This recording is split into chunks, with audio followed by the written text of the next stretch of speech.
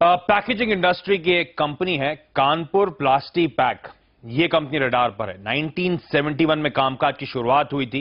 Industrial bulk packaging solution से company मुहैया कराने का काम करती है।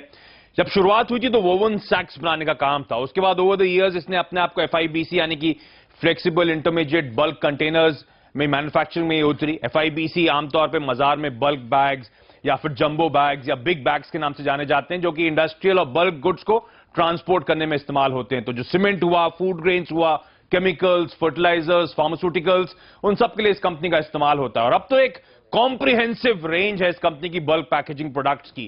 तो FIBC में तमाम तरह के जो regular jumbo, dust proof, ventilated ये प्रोडक्ट्स बनाती है।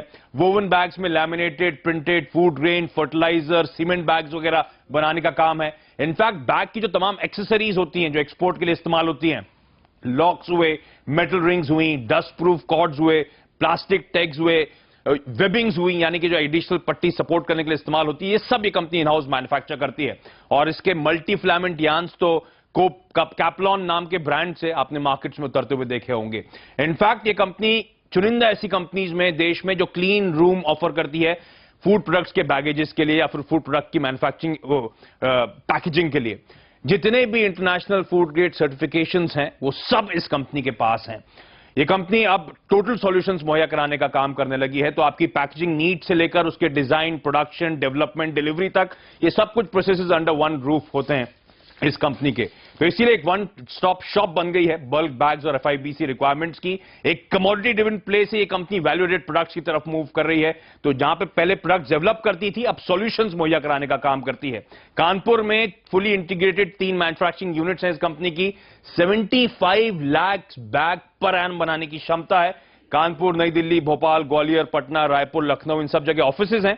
लेकिन ध्यान रखें, पिछले 2 दशकों से कंपनी एक्सपोर्ट कर रही है और इस समय 30 से ज्यादा देशों को एक्सपोर्ट करती है, जिसमें US, UK, Germany, France, Italy, Russia, middle east, Australia, ये तमाम इंपॉर्टेंट ज्योग्राफी शामिल हैं। जो FIBC से कंपनी बनाती है 98% वो एक्सपोर्ट होते हैं। अब FY16 में जितने बल्क जो बैग्स बनाए थे, बॉक्स बैग्स, 100% वो एक्सपोर्ट कर रहे थे। जितना फैब्रिक बनाया था 92% उस फैब्रिक का एक्सपोर्ट करा है इस कंपनी ने। यही नहीं, ये कंपनी अब IOC के लिए ऑथोराइज कंसाइनमेंट स्टॉकिस्ट भी है। इसकी ट्रेडिंग डिवीजन जो है तो पॉलीप्रोपिलीन, पॉलीइथिलीन ये सब ट्रेड करने का काम करती है। और अब इसने खुद की सोलर डिवीजन खड़ी कर ली है ताकि कैप्टिव कंजम्पशन पावर के इस्तेमाल के लिए। आज ये कंपनी दुनिया की 5 बड़ी FIBC प्लेयर्स में से एक है, जिसका शायद आपने इससे पहले नाम भी ना सुना हो। इस कंपनी की जो देश में जो कॉम्पिटिटिवनेस और कंप्लायंस है, भारत का FIBC शेयर लगातार बढ़ रहा है। तो इस कंपनी को इस बात का फायदा मिलेगा। इनफैक्ट कानपुर रूरल में 20 एकड़ जमीन और ऐड कर ली इस कंपनी ने फ्यूचर एक्सपेंशन के लिए। बेहद स्ट्रॉन्ग कस्टमर रिलेशनशिप्स हैं, लॉन्ग स्टैंडिंग कस्टमर रिलेशनशिप है। मैं देख रहा था 5 साल से ज्यादा जो पुराने क्लाइंट्स हैं 70% रेवेन्यूज वहां से आते हैं। बेहद लॉन्ग और प्रॉफिटेबल ट्रैक रिकॉर्ड है। 20 साल से लगातार प्रॉफिटेबल है ये कंपनी। आपकी स्क्रीन पे फाइनेंशियल्स आएंगे। 250 करोड़ रुपए के FY16 में इसने आय करी, 37 करोड़ रुपीस का EBITDA करा, मार्जिन 11, 11.5 से बढ़कर 15% पे पहुंचे। मेरे ख्याल से इकलौती ऐसी कंपनी स्पेस की जो 15% के मार्जिन इस समय कमांड करती है और लगातार मुनाफा, मैंने पहले ही हाईलाइट करा था, 16.5 करोड़ रुपए के आसपास का बीते साल इस कंपनी ने मुनाफा करा है। तो 250 करोड़ रुपए की टॉप लाइन, 37 करोड़ रुपए का EBITDA और इस कंपनी का मार्केट कैप आपकी स्क्रीन पे महज 120 करोड़ रुपए का। प्रोमोटर्स का 69% स्टेक है। FY16 के फाइनेंशियल्स में बात करूंगा मैं, आगे प्रोजेक्शंस नहीं जाऊंगा। FY16 में इस कंपनी ने EPS क्लॉक करा था 20 रुपए 31 पैसे का। उस लिहाज से ये कंपनी 5 से कम के PE मल्टीपल पे है। FY17, FY18 प्रोजेक्शन से तो कंफर्ट कहीं ज्यादा बढ़ता हुआ नजर आएगा।